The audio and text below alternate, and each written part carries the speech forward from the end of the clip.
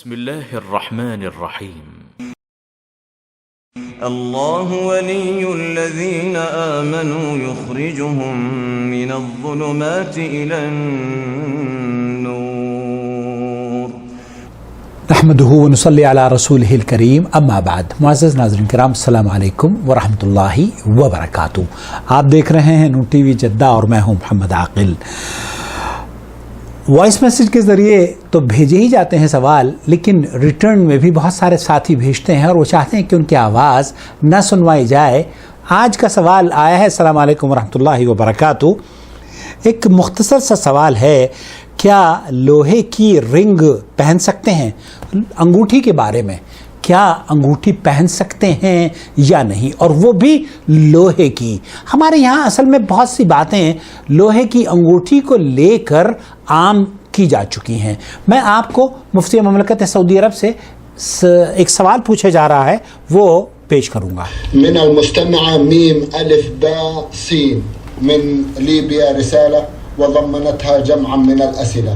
في أحد أسئلتها تقول: هل أنه صحيح لا تجوز الصلاة بخواتم وسلاسل النحاس؟ افیدونا افادکم اللہ وجزاکم. میٹل کی یا تانبے کی جو وہ ہوتی ہیں نا انگوٹھیاں اور لوہے کی انگوٹھی، کیا ایسی انگوٹھی پہن کر نماز ہو جاتی ہے یا نہیں؟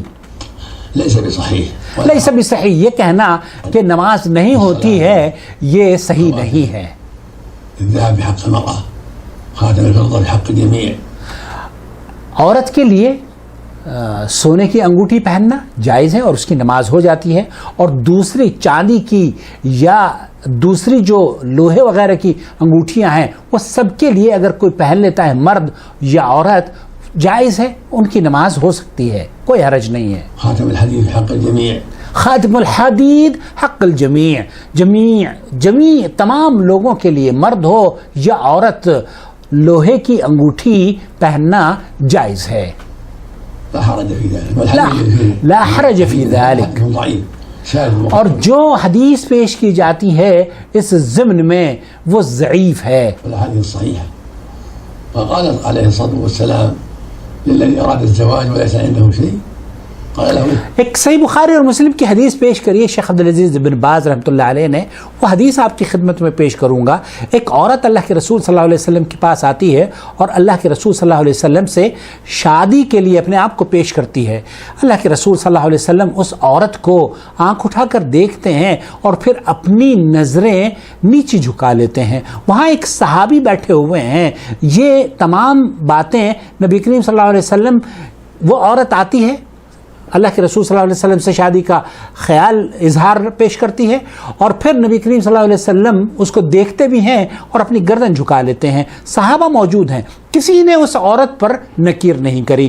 ایک صحابی وہاں پر موجود ہے، اس نے کہا کہ اللہ کے رسول صلی اللہ علیہ وسلم، آپ کو اگر اس کی حاجت نہیں ہے تو میں اس سے شادی کرنا چاہتا ہوں. اللہ کے رسول صلی اللہ علیہ وسلم نے فرمایا کہ تمہارے پاس اگر کچھ ہے تو لے آؤ، میں اس کی شادی تم سے کر دیتا ہوں. اور اس صحابی نے کہا کہ اللہ کے رسول میرے پاس کچھ بھی نہیں ہے. اللہ کے رسول صلی اللہ علیہ وسلم نے اس سے کہا کہ یہ فرمایا کہ اللہ کے آپ جائیے گھر پہ جا کے دیکھ کر لائیے، ایک لوہے کی انگوٹھی بھی اگر آپ لے آئے اس عورت کے لیے تو میں لوہے کی انگوٹھی پر ہی تمہاری شادی کر دوں گا. تو وہ گھر جاتا ہے اور اس کو لوہے کی انگوٹھی بھی وہاں نہیں ملتی، تو وہ واپس آتا ہے، اللہ کے رسول سے کہتا ہے کہ اللہ کے رسول میرے پاس لوہے کی انگوٹھی بھی نہیں ہے. اللہ کے رسول صلی اللہ علیہ وسلم نے فرمایا کہ تیرے پاس کیا ہے؟ تو اس نے کہا کہ میرے پاس تہبد ہے جو تہبد میں پہنا ہوا ہوں. اللہ کے رسول صلی اللہ علیہ وسلم نے اس نے کہا کہ میں اسے آدھا دینا چاہتا ہوں. تو اللہ کے رسول نے فرمایا کہ اسے آدھا دے دو گے تو تم کیا پہنو گی اور یہ کیا پہنے گی؟ تو پھر اللہ کے رسول صلی اللہ علیہ وسلم نے اس سے پوچھا کہ تمہیں کچھ قرآن یاد ہے؟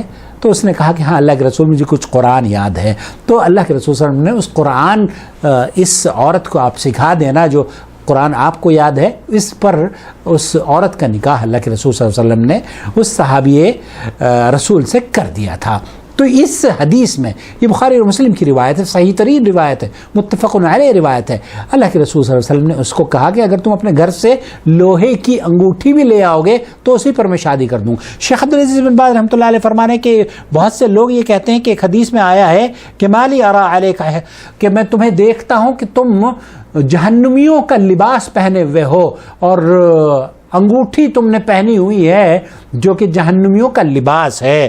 اس کو یہ کہتے ہیں کہ یہ جو اور اسی طریقے سے اور یہ بھی کہا جاتا ہے کہ اس لوہے کی جو انگوٹھیاں ہیں اس کے لیے بھی اللہ کے رسول صلی اللہ علیہ وسلم نے منع فرمایا۔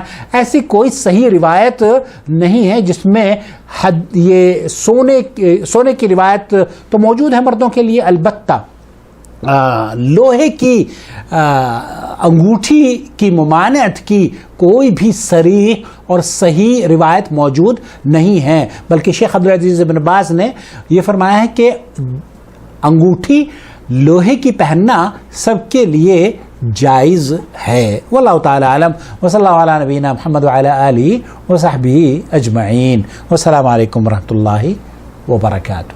الله ولي الذين آمنوا يخرجهم من الظلمات إلى النور والذين كفروا أولياؤهم الطاغوت يخرجونهم من النور إلى الظلمات أولئك أصحاب النار هم فيها خالدون۔